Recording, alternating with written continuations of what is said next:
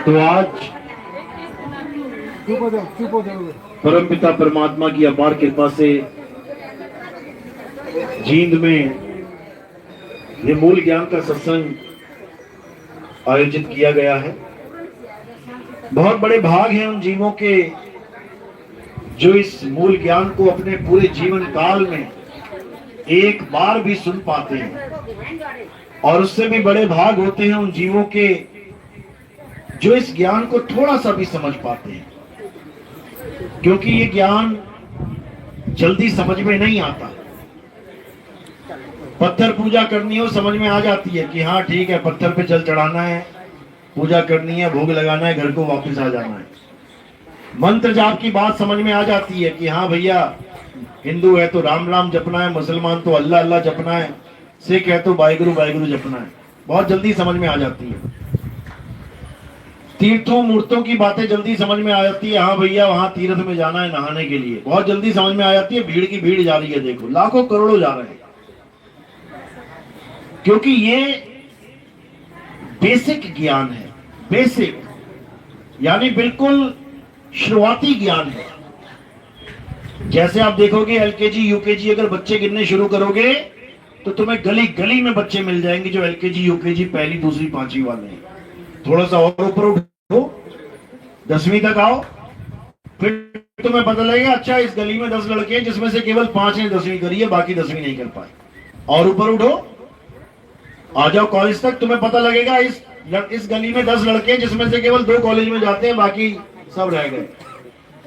अब और ऊपर उठो, डॉक्टर, पता लगा इस पूरे मोहल्ले में कोई डॉक्टर बना ही नहीं लड़का, इस पूरे कॉलोनी में एक भी डॉक्टर नहीं बना लड़का, एमबीबीएस का जो एग्जाम होता है क्लियर हुआ ही नहीं। यानी जितने लेवल ऊपर जाते जाओगे आबादी कम होती जाएगी। लोग कहते हैं आपके पंथ में तो भीड़ ही नहीं है। ये भीड़ वाला पंथ ही नहीं है भाई। भीड़ होती है भेड़ों की, शेरों की भीड़ नहीं होती है, समझो। ये ज्ञान ऐसा ज्ञान है कि जल्दी किसी के समझ में आता ही तो भीड़ कहां से होगी। इसीलिए बोला गया ना, 1.25 लाख से 1 लड़ाऊं। 1.25 लाख से 1.25 लाख क्यों ना लड़ाऊं? क्योंकि ये एक ही 1.25 लाख पे भारी पड़ जाएगा। ये मूल ज्ञान रखने वाला एक शिष्य 1.25 लाख अज्ञानियों पे भारी पड़ जाएगा। ये वो ज्ञान है, लेकिन ये समझ में नहीं आता जल्दी। जिस पर प्रभु की कृपा होती है, मालिक की दया होती है, उसको समझ में आने लग जाता है। और जब एक बार ये समझ में आ जाता है, फिर और कुछ समझ में नहीं आता, खत्म। तो ये ज्ञान ऐसा ज्ञान है। तो आज मालिक की कृपा है, जो जींद में ये आत्मज्ञान आज खोला जाएगा। और बहुत से जीव हैं इस बार तो जो बिल्कुल नए आए हैं, पहली बार आए। हाथ खड़ा करो जरा, पहली बार वाले। बहुत बढ़िया, ये प्रभु की कृपा है, ये मालिक की मौज है कि आपको सत्संग सुनने को मिलेगा आज। नहीं तो बड़े बड़े राजा महाराजा घर बार छोड़ के चले गए, महात्मा बुद्ध जैसे। बीवी छोड़ दी सोती हुई, बच्चा छोड़ दिया सोता हुआ। क्या करने के लिए निकल गए जंगल में? माँ बाप छोड़ दिए, राजपाट छोड़ दिया। क्या खोजने के लिए गया? सत्य क्या है? सत्य को खोजने के लिए उसने पूरा राज छोड़ दिया। तुम एक मकान नहीं छोड़ सकते कि तुम्हें कोई कहे कि सत्य को खोज के आ, मकान छोड़ दे। भैया मैं ना जाता। एक झोपड़ी नहीं छूट रही किसी से। तो सोचो सत्य की कितनी बड़ी ताकत है कि राजा का राज छुड़वा दिया उसने। समझना है बात को।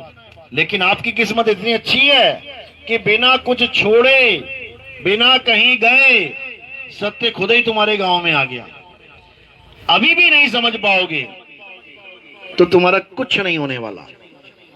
तो आज का सत्संग शुरू करने से पहले परमात्मा के नाम पे जयकारा लगाएंगे और फिर सत्संग आगे बढ़ाएंगे।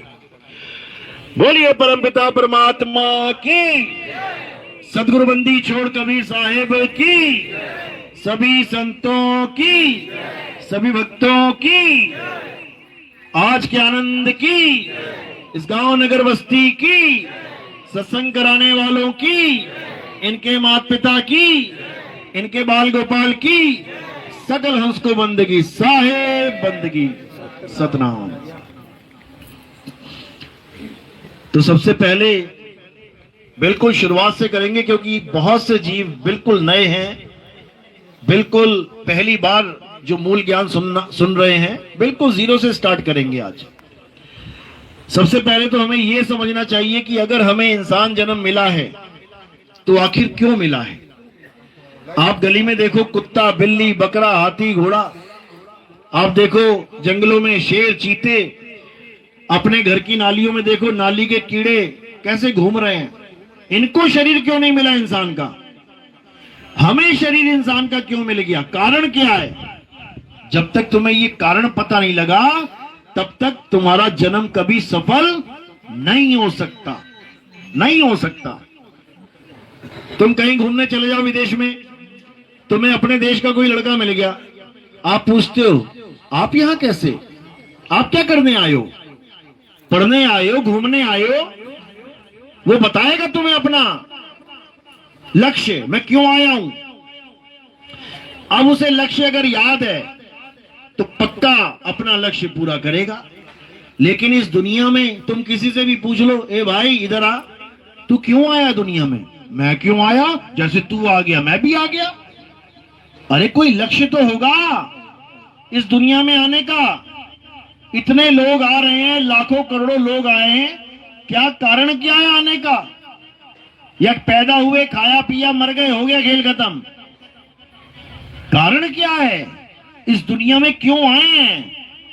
जब तक तुम्हें कारण नहीं पता लगेगा, तब तक तुम्हारे जीवन का कोई मकसद ही नहीं है। ये जीवन ऐसे ही जी के चले जाओगे। तो कारण क्या है, ये हमें संत बताते हैं। कहते हैं मानुष जन्म अनमोल है और मिले न बारंबार, तरवर जो पत्ता गिरे बहुर न लागे डार। कहते हैं ये इंसान जन्म इतना अनमोल है कि तुम सोच भी नहीं सकते, जिसको हमने ऐसे ही गवा दिया और गवा ही रहे हैं। जन्मों जन्म बीत गए हमारे, बार बार पैदा हो रहे हैं, बार बार मर रहे हैं, फिर पैदा हो रहे हैं, फिर मर रहे हैं, लेकिन जन्म मरण से पीछा नहीं छूट रहा। क्यों? क्योंकि पता ही नहीं है करने क्या आए हैं। पूजा कर डाली, पाठ कर डालिया, हवन कर डाले, यज्ञ कर डाले, नमाजें पढ़ ली, प्रेयर कर ली, अरदासें कर ली, सब कुछ कर लिया और युगों युगों से करते आ रहे हैं। सतयुग में भी खूब नाम जपे, उसके बाद क्या हुआ? त्रेता में आ गए, त्रेता में खूब नाम जपे, उसके बाद द्वापर में आ गए, द्वापर में खूब नाम जपे, उसके बाद कलयुग में आ गए। अगर कलयुग में भी नाम जपा तो फिर वापस आ जाओगे।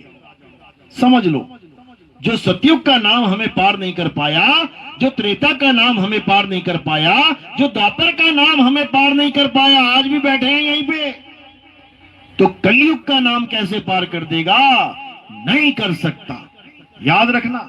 लेकिन फिर भी वाणी कह रही है, कलयुग में एक नाम आधारा, सिमर सिमर नर उतरो पारा। वाणी तो यही कह रही है कि कलयुग में एक नाम का आधार ले लो। तो सतयुग में किसका लिया था?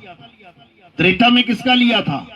द्वापर में कौन से मंत्र जपे थे? सबने जपे हैं। राक्षस सब जप के गए हैं, राक्षसों ने भक्ति करी है सतयुग में। भस्मासुर ने करी कि नहीं करी? शंकर जी को प्रकट किया कि नहीं किया? तुम बताओ, तुमने किया कि नहीं किया? तुम जूते घिसाते रह गए, मंदिर जाते रह गए, लेकिन आज तक तुमने शंकर जी को प्रकट नहीं किया। और वो भस्मासुर राक्षस वो प्रकट करके बैठा है भगवान को।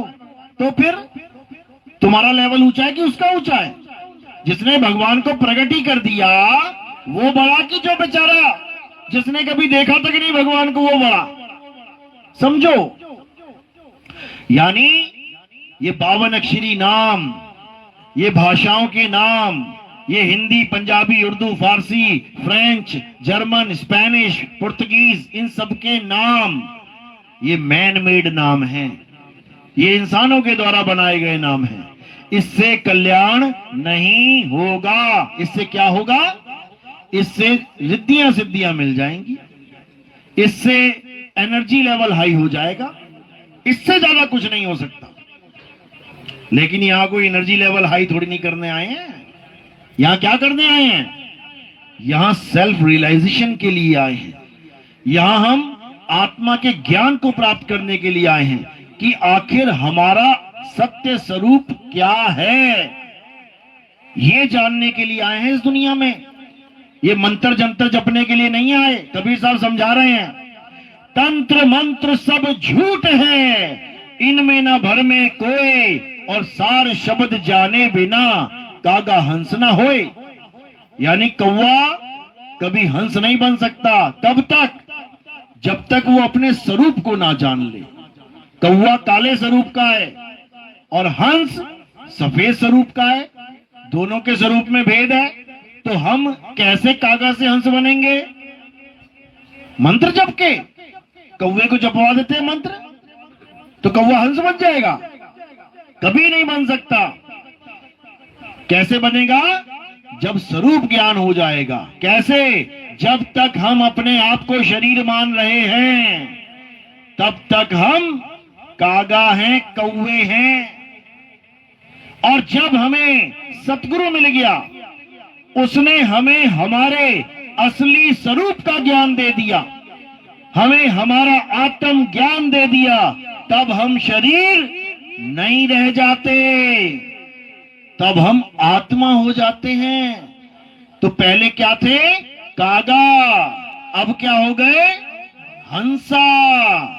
ऐसे स्वरूप बदल जाएगा तुम्हारा, और नाम नहीं जपना पड़ेगा उसके लिए। उसके लिए स्वरूप ज्ञान चाहिए। तुम्हारा सत्य स्वरूप क्या है? उसी सत्य स्वरूप को सत्य नाम कहते हैं। गुरु वो है जो तुम्हें सतनाम बताए। साहिब समझा रहे हैं, सतगुरु सोई सतनाम बतावे, बाकी गुरु कोई काम न आवे। सतगुरु वो है जो तुम्हें तुम्हारा सत्य स्वरूप बता दे।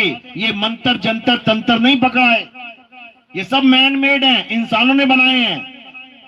अगर परमात्मा ने ये अक्षर बनाए होते तो सबके एक से अक्षर होते, अलग अलग होते ही नहीं।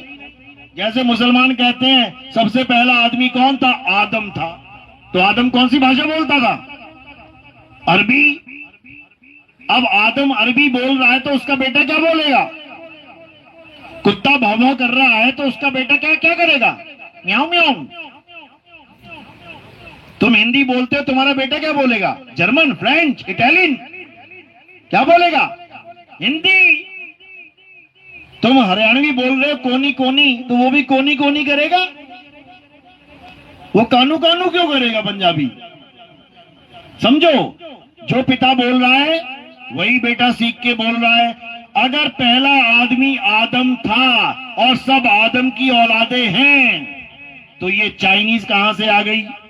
ये जर्मन कहां से आ गई? ये फ्रेंच कहां से आ गई? ये इटालियन कहां से आ गई? ये डच कहां से आ गई? ये हिंदी, पंजाबी, उर्दू, फारसी कहां से आ गई? ये सब भाषाएं भाई केवल अरबी ही अरबी होनी चाहिए थी सारे संसार में।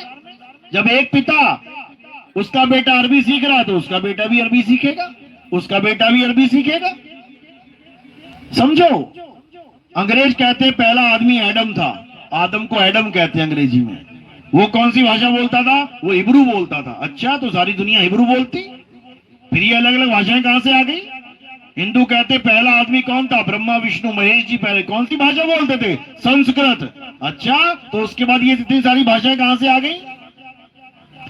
क्योंकि ये सब झूठ है। सत्य क्या है? इस दुनिया में जैसे हर जगह कौवे हैं, हर जगह कुत्ते हैं, हर जगह जीव हैं, ऐसे ही ये आदि मानव भी हर जगह था। हर जगह इंसान था। जापान में भी था, इटली में भी था, फ्रांस में भी था, हिंदुस्तान में भी था। आदि मानव जानवरों की तरह रहता था। धीरे धीरे धीरे उसकी बुद्धि विकसित हुई। कैसे हुई? जब उसने पहली खोज करी। क्या पहली खोज करी आदि मानव ने? आग को खोजा। दो पत्थर टकराए आपस में, आग निकल गई। अब ज्ञानी हो गया वो। अब उसको समझ में आ गया कि एक चीज और है मेरे पास जो बाकी जानवरों के पास नहीं है। कभी शेर को देखा जंगल में आग लगाते हुए? कभी हाथी घोड़े देखे माचिस जलाते हुए? कौन जला है? आदमी। इसीलिए आदमी लिया आग के द्वारा, सबको डराना सीख गया। आग से डरते हैं सारे। धीरे धीरे धीरे उसी आदि मानव ने आगे से आगे और विकास किया। तब उसने क्या बना डाले? अक्षर। अक्षर कहां से बनते हैं? मुंह से। जो हिंदुस्तान में आदि मानव थे उन्होंने जब अक्षर बनाए तो पहला अक्षर क्या निकला मुंह से? आ। दूसरा अक्षर आ। तीसरा अक्षर ई। चौथा अक्षर ई। छोटी बड़ी ऐसे करते करते अक्षर बनाते बनाते जितनी मुंह से आवाजें निकलती गई उसको लिपिबद्ध करता गया। कितने बना दिए उसने अक्षर? कितने संस्कृत में? 52 अक्षर। यानी हमारे देश के आदि मानव ने 52 अक्षर बनाए। और जो इंग्लैंड में आदि मानव रहते थे उन्होंने कितने? यानी उनकी बुद्धि का स्तर कितना था? हमारे वालों से आधा। 26 दूनी 52। यानी हमारे आदि मानवों ने, हमारे पूर्वजों ने 52 अक्षर शोध लिए और वो बेचारे 26 पे अटक गए। आज तक 27वां नहीं बनाया उन्होंने। समझो। अब इतना तो समझ में आ गया कि हाँ 52 अक्षर आदमियों ने बनाए हैं। जापान वालों ने जापानी बना लिए, चाइना वालों ने चाइनीज बना लिए। आज भी तुम जाओ अफ्रीका के जंगलों में, क्या नाम है तेरा? वो ऐसे बताते हैं अपना नाम। क्यों? अक्षर बना ही नहीं पाए वो। जितने बनाए खा खा कुकू कर रहे हैं वो लोग। अक्षर अभी तक नहीं है उनके पास और पूरा आदमी दिखाई दे रहा है। क्योंकि बुद्धि अभी इतनी विकसित नहीं हुई जितनी हुई। दूसरे की भाषा पहचान रहे हैं, अक्षर नहीं बोलते वो लोग। अफ्रीका में आज भी वो लोग हैं, गूगल पे सर्च करोगे मिल जाएंगे। क्या बोलते हैं उनको? ट्राइबल। लेकिन उन्होंने कर लिया अपने आप को, आज हाथों में मोबाइल लेके घूम रहे हैं। आदि मानव ने जब अक्षर बनाए ई ई उ का खा गा गा, उसके बाद क्या किया उसने? उसके बाद उसने नामकरण शुरू कर दिया। जो चीज उसको दिखाई दी, सामने ये हरा सा कुछ दिख रहा है, इसका नाम रख दिया पेड़। सामने कुछ गीला गीला दिखाई दिया तालाब में, उसका नाम रख दिया पानी। ऊपर देखा सूरज चांद सितारे, गोल गोल क्या दिख रहे हैं? नाम रख दिया सूरज चांद सितारे। ये हमारे वालों ने रख दिया। अंग्रेजों ने क्या रख दिया? उसी पेड़ का नाम रख दिया ट्री। उसी पानी का नाम रख दिया वाटर। उसी सूरज चांद सितारे का नाम रख दिया सन मून एंड स्टार्स। चीज एक ही है। यहां से भी वही दिख रही थी, इंग्लैंड से भी वही दिख रही है, लेकिन हमारे वालों ने नाम कुछ और रख दिया, उन्होंने नाम कुछ और रख दिया। उसके बाद उन नामों को पढ़ाना शुरू किया। जैसे आज तुम्हारी कक्षा लग रही है यहाँ पे, ऐसे ही आदि मानव ने लोगों को बताना शुरू किया, अपने साथ वालों को, कि जब मैं कहूं पानी तो ये है वो पानी। तुम्हारे दिमाग में ये फोटो बननी चाहिए। इसीलिए बच्चों को स्कूल में कबूतर पढ़ाते नहीं है, दिखाते भी हैं छपा हुआ, कहां से कबूतर, तो कबूतर की फोटो भी लगी है वहां पे, ताकि बच्चा देख भी ले मैं कह किसको रहा हूं कबूतर। वस्तु का भी ज्ञान साथ में दिया जा रहा है। कहां से कबूतर, खा से खरगोश, गा से गमला, तो गमला बना भी रखा है वहां पे। उसी सूरज चांद सितारे का नाम रख दिया सन मून एंड स्टार्स। चीज एक ही है। यहां से भी वही दिख रही थी, इंग्लैंड से भी वही दिख रही है, लेकिन हमारे वालों ने नाम कुछ और रख दिया, उन्होंने नाम कुछ और रख दिया। उसके बाद उन नामों को पढ़ाना शुरू किया। जैसे आज तुम्हारी कक्षा लग रही है यहाँ पे, ऐसे ही आदि मानव ने लोगों को बताना शुरू किया, अपने साथ वालों को, कि जब मैं कहूं पानी तो ये है वो पानी। तुम्हारे दिमाग में ये फोटो बननी चाहिए। इसीलिए बच्चों को स्कूल में कबूतर पढ़ाते नहीं है, दिखाते भी हैं छपा हुआ, कहां से कबूतर, तो कबूतर की फोटो भी लगी है वहां पे, ताकि बच्चा देख भी ले मैं कह किसको रहा हूं कबूतर। वस्तु का भी ज्ञान साथ में दिया जा रहा है। का से कबूतर, खा से खरगोश, गा से गमला, तो गमला बना भी रखा है वहां पे। क्यों? कारण क्या है? ताकि कल को झगड़ा ना हो जाए कि मैं कह रहा हूं गमला और वो कह रहा है चकला। ऐसे बात नहीं बनेगी, समझ लो। यानी सबके दिमाग में एक नहीं बन गए। यहां तक तो अच्छी बात, जीवन कितना आसान हो गया। अभी तुम्हें अगर मसाला होता है ना, काली मिर्च गोल सा, अगर तुम्हें दुकान पे लेने जाना पड़े जहां 500 तरह के मसाले हैं और तुम्हें उसका नाम नहीं पता, और तुम वहां कहते रहो भैया वो काली सी होती ना, गोल गोल सी काली सी, वो पता नहीं क्या क्या सोचता रहेगा, तुम बता नहीं पाओगे, वो समझ नहीं पाएगा। लेकिन अक्षर बना लिए तो जीवन आसान हो गया। जाते ही भैया काली मिर्च देना, हींग देना, जीरा देना, लौंग देना, जो बोलोगे उसी वक्त हाजिर। कितना आसान हो गया हमारा जीवन इन अक्षरों की वजह से। जब बच्चा छोटा होता है, जब पैदा होता है, वो रोता है और सब परेशान है, रो क्यों रहा है? शायद पेट में दर्द हो रहा होगा, नहीं शायद भूख लगी होगी, शायद इसके गले में दुख रहा होगा। सब अपने अंदाजे लगाते रहते हैं। और जब तुम बड़े हो जाते हो तब क्या कहते हैं? पूछते तुम्हें बता क्या हो रहा है, तब तुम बताते हो पेट में दर्द हो रहा है। कितना आसान हो गया अक्षरों के द्वारा जान लेना सब कुछ।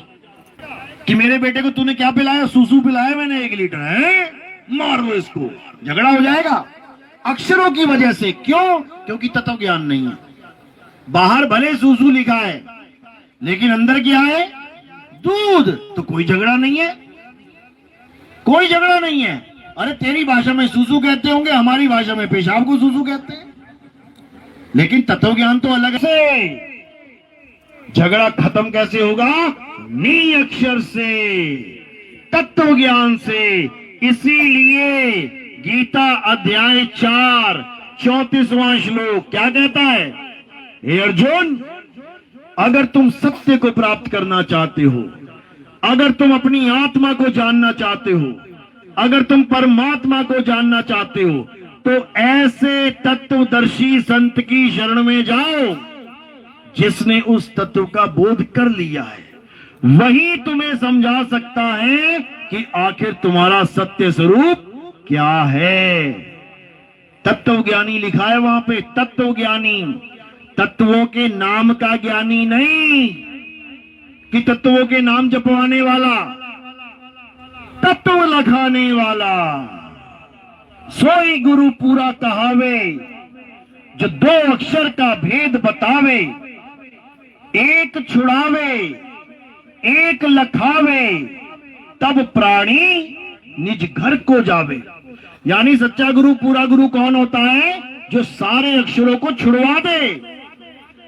जो पानी पानी जप रहा है, छोड़ पानी पानी जपना। जो वाटर वाटर जप रहा है, छोड़ वाटर वाटर जपना। जो जल जल जप रहा है, छोड़ उसको जल जल जपना। तो क्या करें? उस पानी को, उस जल को, उस वाटर को खोज, उसको खोज और पी जा, तब प्यास बुझेगी। नहीं तो पानी पानी करता करता प्यासा ही मर जाएगा। रेगिस्तान में जो आदमी होता है प्यास से तड़प रहा होता है, क्या बोल रहा होता है? पानी पानी पानी। तो क्या पानी मुंह में आ जाएगा? जब पानी पानी करके पानी मुंह में नहीं आया तो राम राम करके राम भी नहीं मिलने वाला, अल्लाह अल्लाह करके अल्लाह भी मिलने वाला नहीं है, राधे राधे वाहिगुरु वाहिगुरु करके राधे वाहिगुरु मिलने वाला नहीं है। उस वाहिगुरु को जानो तत्व के द्वारा कि वो है क्या, तभी तो उसको खोजोगे। उस राम को जानो जो सब में रम रहा है। तुझ में राम, मुझ में राम, सब में राम समाया, और सबसे कर लो प्रेम, जगत में कोई नहीं पराया। अब तुझ में राम, मुझ में राम बोल तो दिया, और जब रामनवमी आती तो क्या करते हैं? तो मंदिर की तरफ भागते हैं। अब कहां गया तेरा राम और मेरा राम? इसी को समझना है। जो तुझ में राम मुझ में राम समा रहा है वो कौन है? उसे आत्म राम कहते हैं। आत्म राम मुसलमान कभी नहीं मानेगा कि मुझ में राम समाया, वो कहेगा तेरे अंदर ही समाया होगा। भैया राम हम नहीं मानते, राम को, राम के नाम पे झगड़ा हो जाएगा।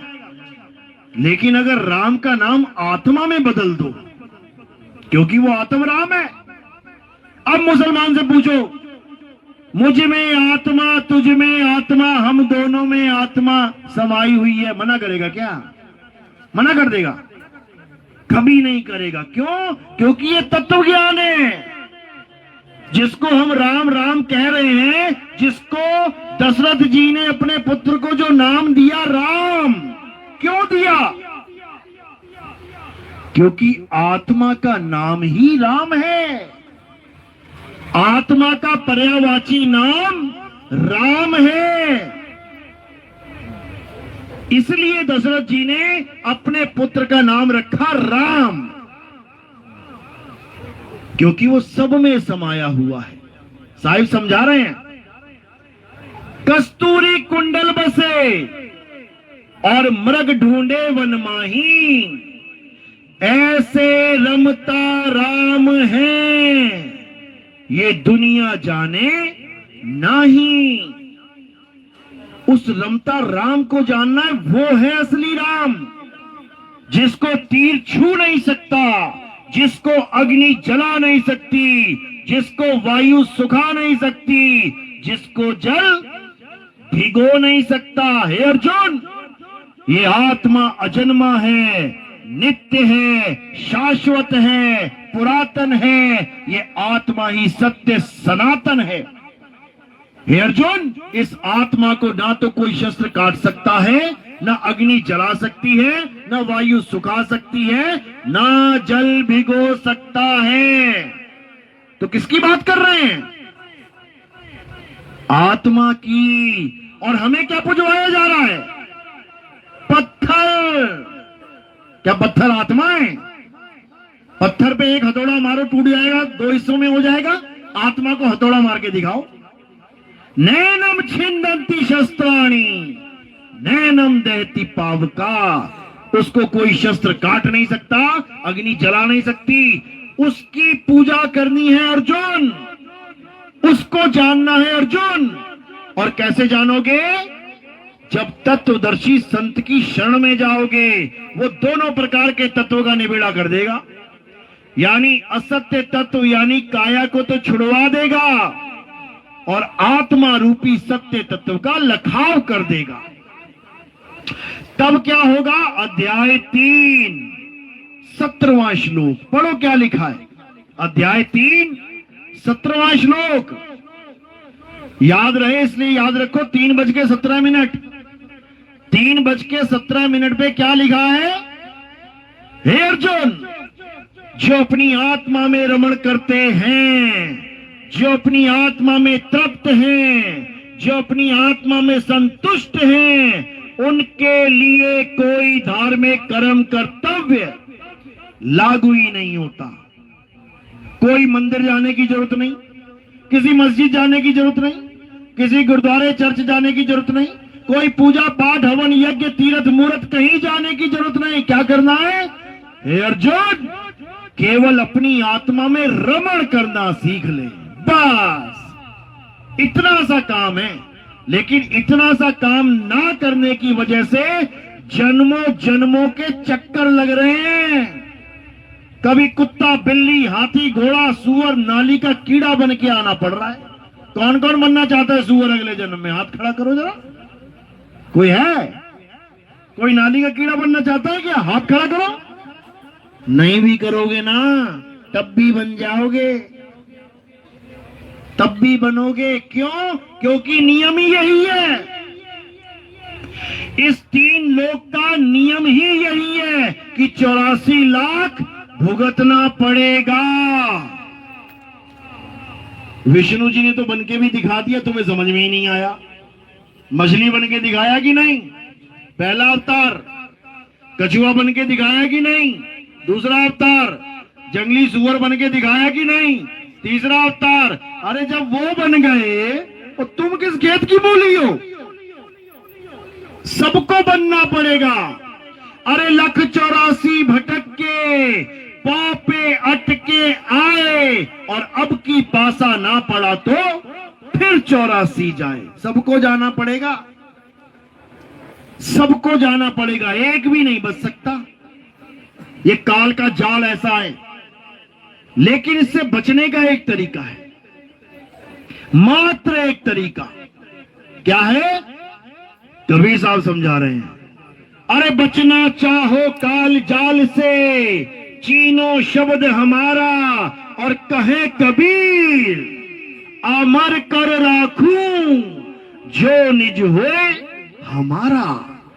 कहते हैं अगर इस काल जाल से बचना चाहते हो तो क्या करना पड़ेगा? राम राम जपना पड़ेगा, वाहेगुरु जपू, कलिंग कृष्ण कलिंग जपू, अल्लाह अल्लाह जपू। क्या जपू? कुछ नहीं जपना है।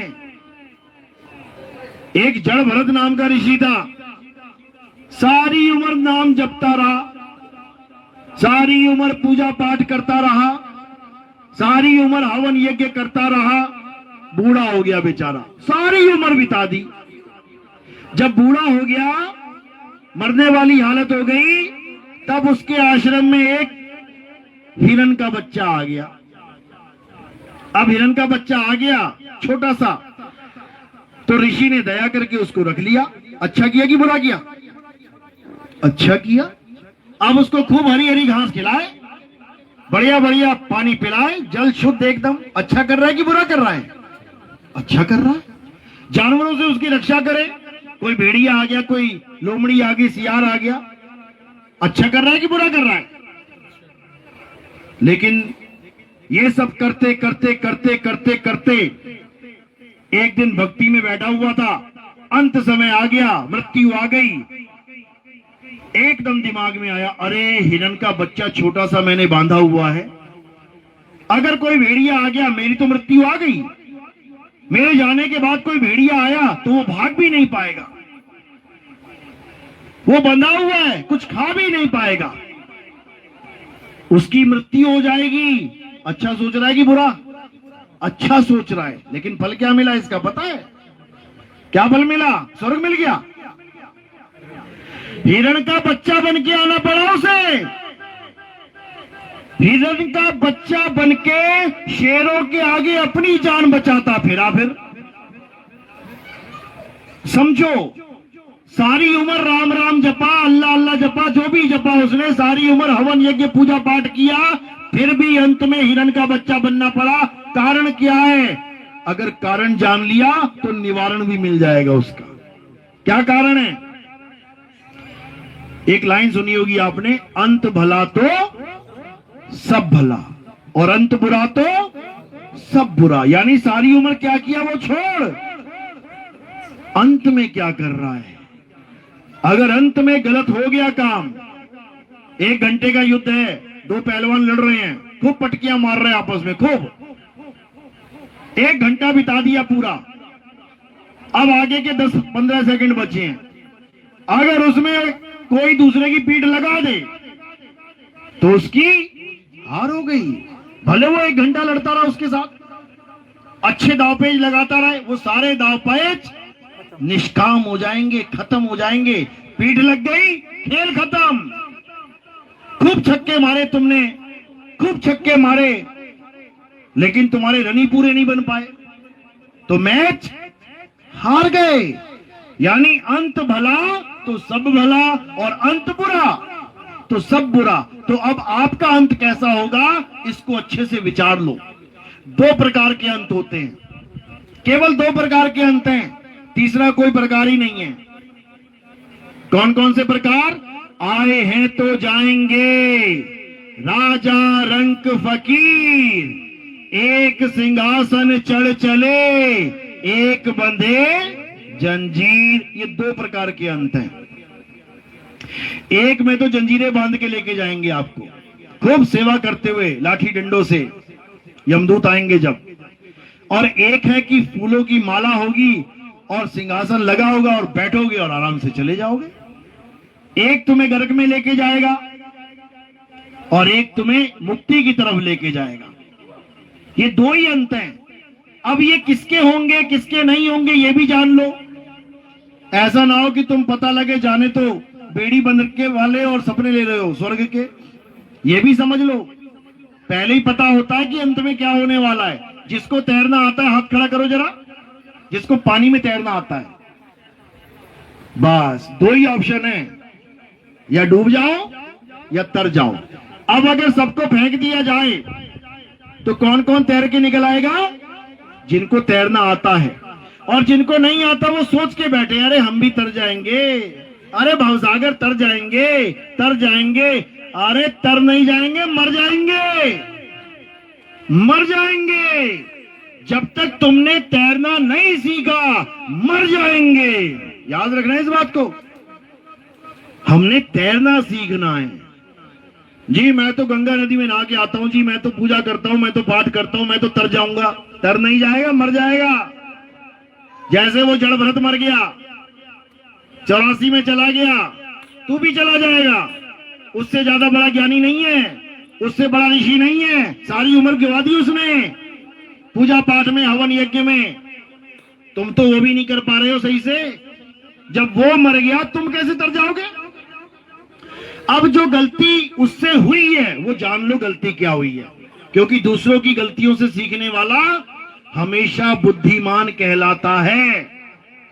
समझ लो, कोई आदमी पैदल आ रहा है और तुम बाइक पे जा रहे हो, वो क्या कह रहा है? अरे भैया आगे रोड टूटी हुई है, नहीं जा पाएगा। कितनी दूर? 5 किलोमीटर दूर। अब समझदार आदमी कौन है? जो दूसरे के एक्सपीरियंस से कुछ सीख ले। और जो कहे नहीं मैं तो जाके देखूंगा, तो चला जा, 5 किलोमीटर जाके फिर वापस आना पड़ेगा। तो जड़ भरत से हमने क्या सीख लेनी है? क्योंकि वो तो चला गया 84 में, हम ना चले जाएं, हम ना चले जाएं। तो क्या सीख मिलती है कि जड़ भरत ने क्या किया? सारी उम्र नाम जपे, पूजा पाठ हवन यज्ञ किया, धर्म के अनुसार जो क्रिया थी सब कर डाला, देवी देवता पूज लिए, सब कुछ कर डाला। बस एक काम नहीं किया, और वो क्या काम था? अपनी आत्मा में रमण करना। बस दो ही चीजें हैं, या आत्मा या अनात्मा। बस दो ऑप्शन है तुम्हारे पास, या सत्य या असत्य। सत्य कौन धारण करेगा? जो आत्मा का ज्ञान प्राप्त करेगा। असत्य कौन धारण करेगा? जो आत्मा को छोड़ के कुछ भी धारण करेगा, वो असत्य को धारण करेगा। याद रखना, दो ही चीजें हैं इस दुनिया में, एक सत्य एक असत्य। हे अर्जुन, अध्याय 2 16वां श्लोक पढ़ो। हे अर्जुन, इस दुनिया में दो प्रकार के तत्व हैं, एक असत्य और एक सत्य। असत्य क्या है उसकी परिभाषा समझ लो। जो जन्मता और मर जाता है वो असत्य है। यानी ये शरीर जन्म लेता है, पलता है, पोसता है, बड़ा होता है, बुढ़ा होता है, फिर मर जाता है, असत्य है। जो जन्म लेता है और मर जाता है असत्य है। जो पल पल बदलता है वो असत्य है। देखो, एक छोटा सा पेड़ लगाओ, उसकी रोज फोटो खींचो, रोज फोटो, 1 साल तक फोटो खींचते रहो। अब क्या करो? पहली फोटो, बीच वाली फोटो और आखिरी वाली फोटो, तीनों को सामने रख दो। कुछ बदलाव दिखाई देगा? लेकिन जब तुम रोज उसकी फोटो खींच रहे हो तुम्हें लगेगा उतना सा ही है। एक पौधा लगाया, अगले दिन गए, उतना सा ही है। अपनी शक्ल पे आ जाओ, तुम रोज शीशा देखते हो, कैसी लगती है शक्ल? जैसी कल थी ना वैसी लगती है ना? ऐसी तरह अरे यार कल तो कुछ और थी, आज कुछ और हो गई। कभी नहीं होगा ऐसा। लेकिन अपनी फोटो देख लेना, 1 दिन की फोटो, 1 साल की फोटो, 10 साल की फोटो, 20 साल की फोटो, 50 साल की फोटो, तुम्हारा ही चेहरा है जो तुम रोज देखते आ रहे हो। आज तक पता नहीं कर पाए कि मेरा चेहरा रोज बदल रहा है। ये तो फोटो का शुक्र है जो बता रही है। अगर तुम्हें ही तुम्हारे बचपन की फोटो दिखा देना 1 दिन वाली, तुम्हें यही नहीं समझ में आएगा ये मैं ही हूं क्या? बताना पड़ेगा मम्मी मैं कौन हूं, इसमें पूछना पड़ेगा। अपने आप को ही नहीं जान पाओगे। क्यों? क्योंकि तुम वो हो ही नहीं। एक ही जन्म में तुम्हें बहुत सारे शरीर मिलते हैं, तुम्हें लगता है एक ही है। अलग अलग शरीर मिलते हैं। कभी तुम छोटे से बच्चे वाले शरीर में खेले हो, कभी तुम ये जवानी वाले शरीर में खेले हो, कभी तुम्हारी लाठी वाला शरीर आ गया तुम्हारे पास, तो कितने सारे शरीर हो गए, अन्य अन्य प्रकार के शरीर हो गए। लेकिन हमें समझ में ही नहीं आता कि हमारा स्वरूप क्या है। हम अपने आप को शरीर ही मानते रहते हैं। अब यही कृष्ण जी समझा रहे हैं, हे अर्जुन, जो पल पल बदलता है वो असत्य है, जो जन्मता और मरता है वो असत्य है। तो सत्य क्या है? जो ना कभी जन्मता है ना कभी मरता है। यानी हे अर्जुन, ये आत्मा अजन्मा है, नित्य है, शाश्वत है, पुरातन है। ये आत्मा ही सत्य सनातन है। हमारा धर्म क्या है? सत्य सनातन धर्म। बोलिए सत्य सनातन धर्म की। ये है हमारा धर्म। ये मंदिरों वाला धर्म नहीं है हमारा। बोलिए शनिदेव की जय, बोलिए राम जी की जय, बोलिए कृष्ण जी की जय। ये आते हैं जाते हैं, बदलते हैं। जब राम जी पैदा हुए तो इतने से थे, धीरे धीरे धीरे बड़े हो गए और बड़े हो गए। बदल रहे हैं कि नहीं? गीता के अनुसार जो चीज बदल रही है वो क्या है? असत्य है, काया है। राम जी काया नहीं है। राम जी कौन है? आत्मा है। काया तो उस आत्मा ने धारण कर ली है। जैसे मछली की करी थी, जैसे कछुए की करी थी, वैसे ही आदमी की कर ली। जब कछुए की मछली की धारण करके वो कछुआ और मछली नहीं रहा, तो आदमी की धारण करके तुमने कैसे आदमी बना दिया उसे? वो आदमी भी नहीं है। कोई कहे विष्णु जी आदमी है, तो आदमी भी नहीं है। भस्मासुर को किसने मारा? आदमी ने कि औरत ने? किसने मारा? औरत ने। तो वो कौन था? विष्णु जी थे। विष्णु जी आदमी है कि औरत है? तो औरत कैसे बन गई फिर? मतलब आदमी औरत भी बन सकता है, सब कुछ बन सकता है। ये आदमी औरत कौन बन के बैठा है? आत्मा। आत्मा ही आदमी बना बैठा है, आत्मा ही औरत बना बैठा है, आत्मा ही नपुंसक बना बैठा है। टोल टैक्स पे जाओगे, ताली बजाने वाले खड़े हैं वहां पे, वो ना आदमी है ना औरत है। कौन बना बैठा है? आत्मा।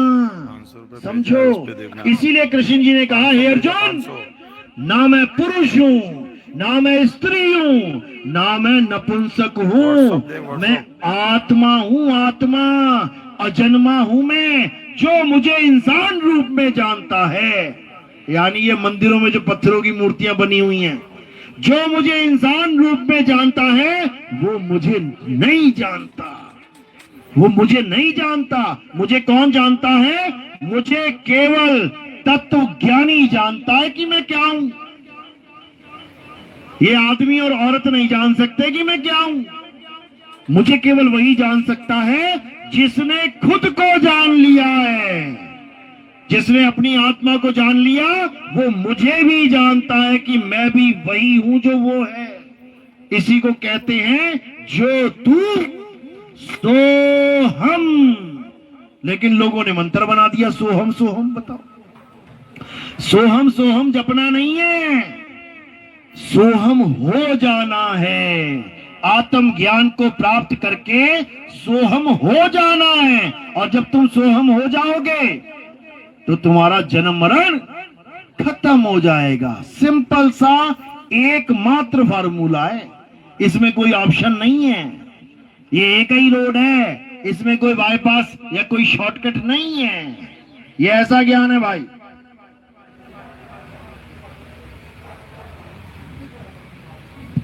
तो इसलिए कबीर साहब समझा रहे हैं, जल में मीन प्यासी, मुहे देखते आवे हासी। आत्म ज्ञान बिना नर भटके, कभी काबा कभी काशी। कौन से ज्ञान के बिना नर भटक रहा है? आत्म ज्ञान के बिना। जब उसको आत्म ज्ञान हो गया, उसको कहीं जाने की जरूरत ही नहीं है। लोग जा रहे हैं, पहाड़ों पे चढ़ रहे हैं, सावन आ गया, सावन आ गया, बोल बम करते हुए जा रहे हैं वहां पे। और वहां क्या हो रहा है? बादल फट रहा है और सारे भगत क्या हो रहे हैं? पानी के साथ बहती आ रही हैं लाशें। केदारनाथ में कितने लोग मरे थे? कितने मरे थे? लाखों, लाखों मर गए।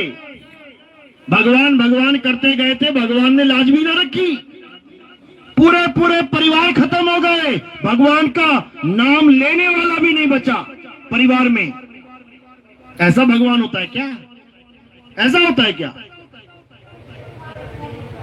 समझो,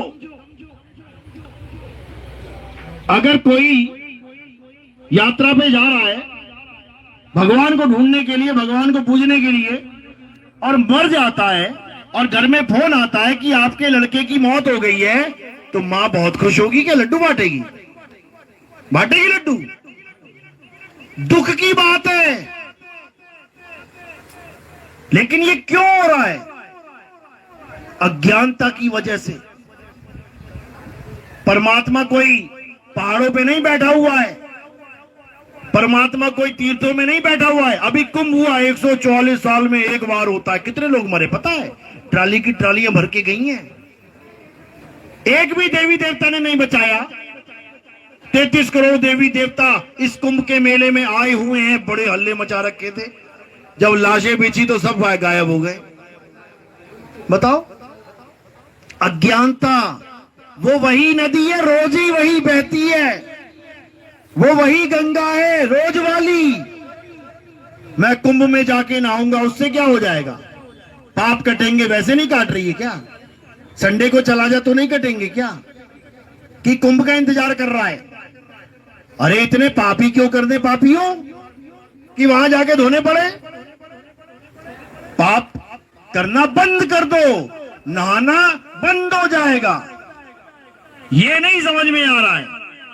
नहाने जाऊंगा मैं, मरो फिर जाके। कहते मानो तो गंगा जल है, ना मानो तो बहता पानी। ठीक है, मैंने मान लिया कि गंगा जल है, मेरी मां है, मैं हिंदू हूं, मैं ठाकुर राजपूत हूं, मैंने मान लिया कि मेरी मां है गंगा, लेकिन मुझे तैरना नहीं आता। मैं छलांग मारता हूं गंगा में, क्या बनेगा मेरा? माता जी बचा लेंगी क्या? माता जी बचा लेंगी? नहीं बचा पाएगी। और एक मुल्ला जी है, कट्टर मुल्ला, नहीं मानता कि गंगा मेरी माता है, लेकिन तैरना आता है। अब वो छलांग मार रहा है गंगा में, मर जाएगा क्या? मार देगी माता? नहीं मार सकती। क्यों? क्योंकि उसको तैरना आता है।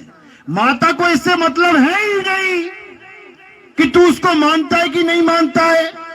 माता को इससे मतलब है कि तू तैरना जानता है कि नहीं जानता है। समझ लो, तब बात बनेगी। इसी प्रकार मौत किसको मारती है? जिसको मरना नहीं आता, उसको डरा डरा के मारती है। और जिसको मरना आता है वो तत्ती तवी पे बैठ जाते हैं, ले मार ले भाई। शरीर ही मारेगा, आत्मा को मार लेगा तू। अपना सारा ध्यान आत्मा में रख के अपने शरीर का त्याग कर देते हैं। मरते नहीं है कि कोई मार देगा उनको। इसी को समझना है। जिस मरने से जग डरे, मेरे मन आनंद, और मरने पर ही पाइए पूर्ण परमानंद।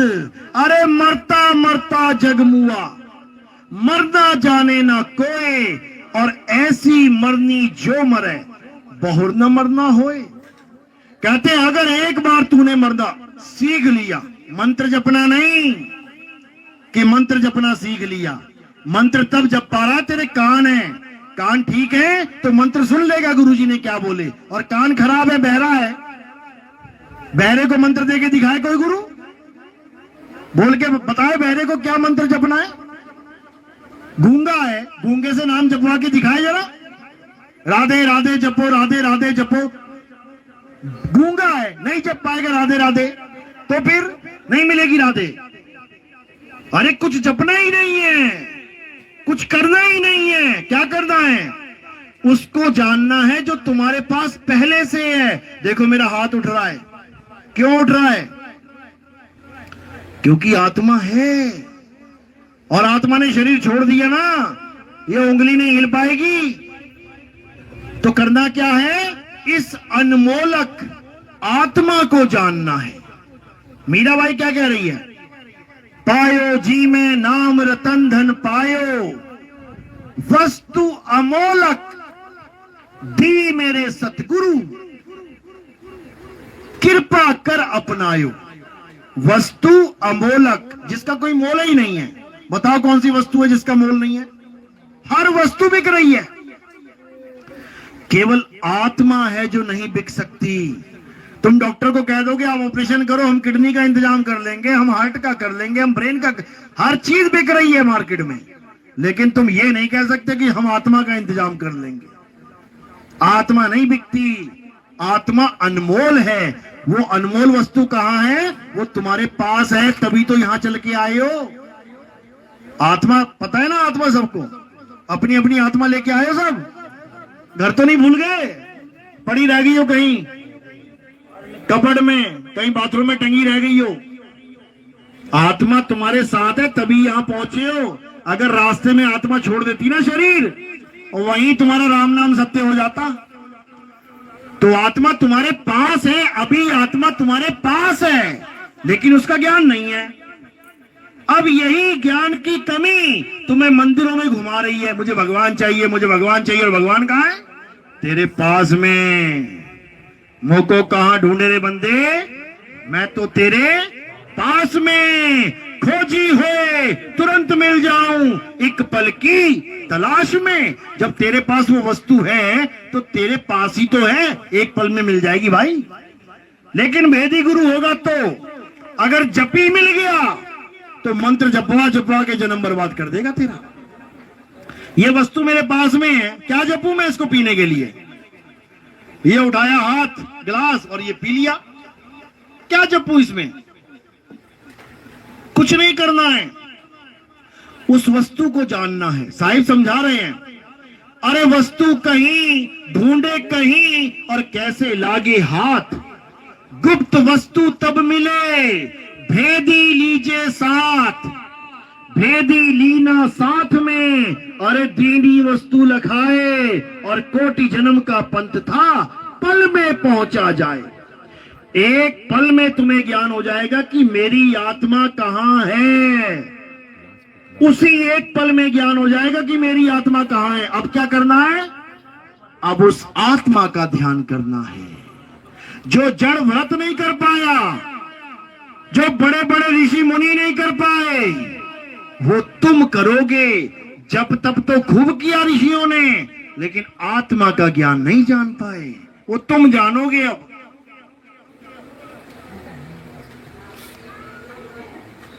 तो इसीलिए सत्य केवल एक है। चाहे कोई हिंदू है, मुसलमान है, सिख है, ईसाई है, यहूदी है, जैन है, बौद्धिस्ट है, इससे कोई फर्क नहीं पड़ता, इससे कोई मतलब नहीं है। आत्मा सबके पास है, सबके पास। बौद्धिस्ट के पास आत्मा नहीं है क्या? मुसलमान के पास आत्मा नहीं है क्या? सिख भाई के पास आत्मा नहीं है क्या? ईसाई के पास आत्मा? सबके पास आत्मा है, और आत्मा में ही परमात्मा है। बस इतना सा खेल है। सबके घर में दूध पड़ा है तो दही भी दूध में ही छुपा है, घी भी दूध में छुपा है, वो ढूंढ तो सही। तो बात ये है, मंत्रों में नहीं उलझना है, मंत्रों से परे चले जाना है, आत्मा में आ जाना है। और जो आत्मा में आ जाएगा वो आत्म ज्ञानी कहलाएगा। चलो, मेरी बात समझ में आ रही है? किस किस के समझ में आ रही है? हाथ खड़ा करो जरा। पूरा झज्जर ही जाग गया क्या? क्या बात है। जींद जींद, वो झज्जर याद आ रहा है कल वाला।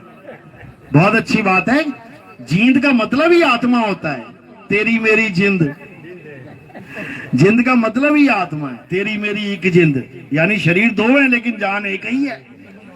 तो अच्छी बात है, अगर जींद वालों को जींद का ज्ञान आ जाए तो बेड़ा पार हो जाएगा। चलो, तो आज का सत्संग यही समाप्त करते हैं। अब आरती का समय है। आरती किसकी होती है समझ लो। हमारे यहाँ पत्थर पूजा, फोटो पूजा, कैलेंडर पूजा, ये सब नहीं होती है, जड़ पूजा नहीं होती है। जो पत्थर की मूर्ति आप टेढ़ी कर दो, वो उठ ना पाए, वो तुम्हें कैसे उठाएगी? हम उसकी पूजा करते हैं जो आत्मा है, जो हमारा गुरु है। हम शब्द गुरु की पूजा करते हैं। हमारे यहां देह गुरु की पूजा नहीं होती, यानी हमारे यहां गुरु को देह मान के पूजा नहीं होती। देह नाशवान है और गुरु अविनाशी है, समझ लो। कबीर साहब समझा रहे हैं, उनका भी एक गुरु था ना, क्या नाम था उसका? रामानंद। तो साहिब क्या बोले? कहते जग मर्यादा कारणे गुरु किया रामानंद। अरे शब्द हमारा गुरु है, सदा हमारे संग। उसी शब्द गुरु का हम वंदन करते हैं, चिंतन करते हैं, बंदगी करते हैं, अरदास करते हैं। तो अब आरती में क्या करना है? एक एक करके आएंगे और फूल एक पत्ता उठा के मेरे सिर के ऊपर रख देंगे। सिर पे क्यों रखते हैं? क्योंकि पैर के अंगूठे से लेके सिर की चोटी तक ये क्या दिखाई दे रहा है? नाशवान शरीर।